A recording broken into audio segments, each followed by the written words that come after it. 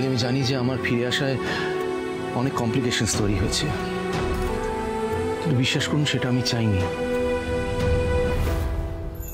ডালি, আমি শুধু চেয়েছিলাম একটা সুখী পরিবার, আমার হারানো পরিবারটাকে ফিরে পেতে, আপনাকে ফিরে পেতে, সমস্ত নেগেটিভিটি ভুলে গিয়ে আপনার আর রৌদ্রের সঙ্গে আবার নতুন করে জীবন শুরু করতে। কিন্তু কিন্তু সেটা তো সম্ভব হচ্ছে না। আপনি তো আমার সাথে এক ঘরেই থাকতে চাইছেন না, আমার সাথেই থাকতে চাইছেন না। আপনি বারবার করে মিষ্টির কাছে চলে যাচ্ছেন। কিন্তু কেন ডালি? কি অপরাধ আমি করেছি যে আমি আমার স্ত্রীকে নিজের কাছে পেতে পারি না?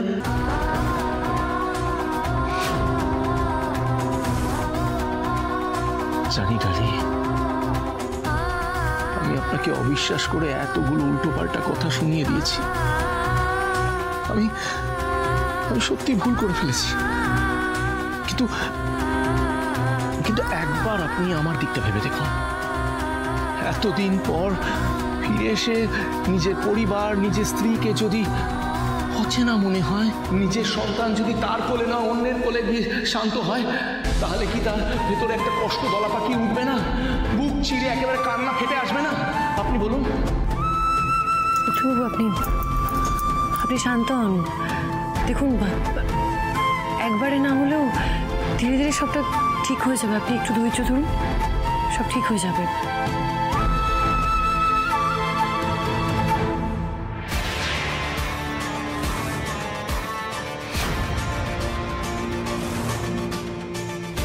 ডালি, আমি তো সেটাই চাই যে আমরা আগের মতো আবার ভালোবেসে আনন্দে দিন কাটাবো। সেটাই তো আমি চাই।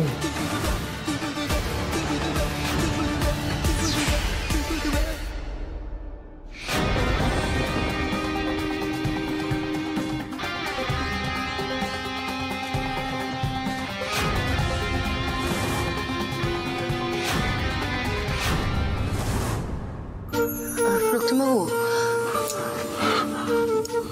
বললাম তো সব ঠিক আছে। আপনি কেন চিন্তা করছেন? আমি বা এই পরিবারের কেউ আপনাকে ছেড়ে যায়নি, বলছি তো সব ঠিক আছে। তবু আমার খুব ভয় করছে ডালি, আপনাকে হারিয়ে ফেলার ভয়। প্লিজ কথা দিন আমাকে, কথা দিন আমার থেকে আর কোনোদিনও দূরে সরে যাবেন না। হ্যাঁ, কথা দিন আমায়। হ্যাঁ, আমাকে একা ছেড়ে যাবেন না, কোথাও যাবেন না। কথা দিন, কথা দিন। কথা দিচ্ছি আমি কথা দিচ্ছি, আপনাকে ছেড়ে যাব না।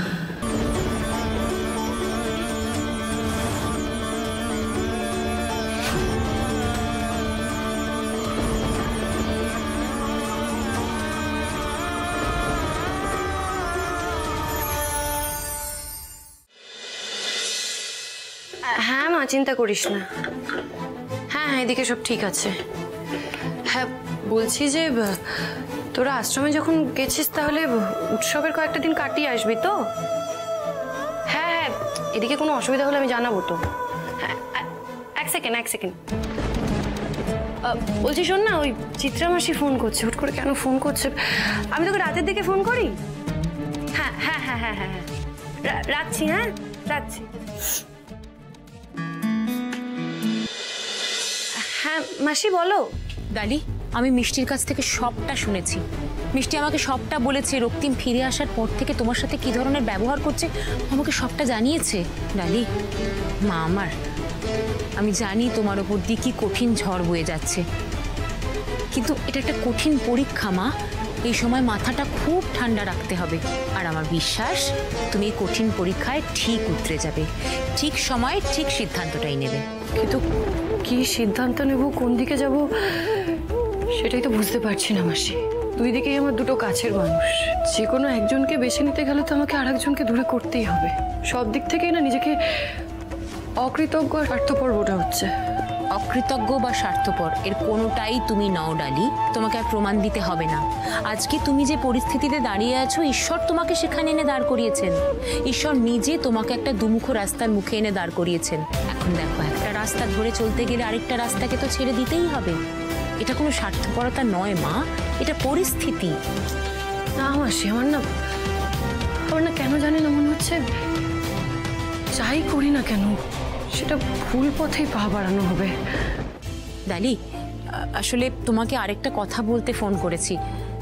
আসলে কালকে না আমাদের লালনের জন্মদিন। তুমি চিন্তা করো না মাসি, কাল লালনের জন্মদিন খুব ভালো করেই পালন হবে। ওকে কোনোভাবে আমরা একা থাকতে বা কষ্টে থাকতে দেব না, আমি তোমায় কথা দিলাম।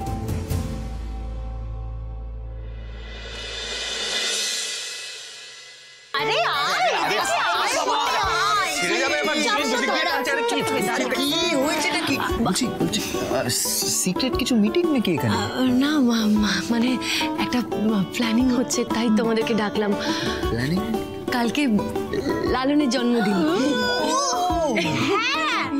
তাই তো, আমি তো ভুলেই গেছিলাম। এই দাঁড়া আমি না লালনদাকে ডেকে আনি। সৈনী, এখন লালনকে কিছু বলা যাবে না, মানে আমরা না ওকে সারপ্রাইজ দেবো, কেমন? এখন কিচ্ছু বলা যাবে না। কি সারপ্রাইজ? আমার জন্য কিছু? দেখো বলছি, আসলে কালকে তো লালন আঙ্কেলের জন্মদিন, তাই আমরা সবাই মিলে ভাবছিলাম যদি একটু সেলিব্রেট করতে পারি আমরা। ও গ্রেট, খুব ভালো খবর। যে মানুষটা আমাদের জন্য এত কিছু করেছে তার জন্য তো এরকম একটা সেলিব্রেশন হওয়াই দরকার। না তেমন কিছু নয়, সামান্য আয়োজন করবো ভাবছিলাম, যদি আপনার অসুবিধা না থাকে। কাম অন, না এতে আমার অসুবিধা হওয়ার কি আছে? ডেফিনেটলি আপনি সেলিব্রেট করতেই পারেন, তবে আমি তো একটা অন্য প্ল্যান করব ভেবেছিলাম, সেটাই বলতে আপনাদের কাছে এসেছিলাম। কি প্ল্যান ভাইদা? এই বাড়িটা আমার আর ভালো লাগছে না ঋষভ। আর তাছাড়া আমি জানতে পেরেছি যে এই বাড়িটা কিছুদিনের মধ্যে ছেড়েও দিতে হবে। তাই ভাবলাম যে লালনের বার্থডে আর আমার তোদেরকে ফিরে পাওয়ার আনন্দ, এই দুটোকে যদি ক্লাব করে একটা হিউজ সেলিব্রেশন আমাদের ফার্ম হাউসে হয় তাহলে কেমন হয়? ফ্যান্টাস্টিক, খুব ভালো আইডিয়া। শোনো, সবাই সবকিছু গুছিয়ে নাও, কাল বিকেলের মধ্যেই আমরা শিফট করবো এই বাড়ি থেকে, ওকে? আর লালন জানতে না পারে, ওর কাছে এটা সারপ্রাইজ থাকা দরকার। আর প্রয়োজন হলে ওকে বলতে পারেন ওর গ্রামের বন্ধু বান্ধবদের ডেকে নিতে। ইনফ্যাক্ট আপনি ইনভাইট করে নিন। হ্যাঁ, মানে ওরা আসলে তো লালন আরো খুশি হবে। এক্স্যাক্টলি। ভাইদা, আই এম সো হ্যাপি। আমি জানতাম তুই সেই আগের মতনই আছিস। আরে কোথায় নিয়ে যাচ্ছিস মুখে? আরে আয় যেখানে নিয়ে যাচ্ছি তুই একটু পরেই দেখতে পাবি। আরে আয় বলতো। আরে ও যেভাবে নিয়ে যাচ্ছে তুই চল না। আরে চোখটা বন্ধ করে রেখেছিস? আরে মোর পট্টিটা খোল তোরা। হে লালন, আর একটু সবুর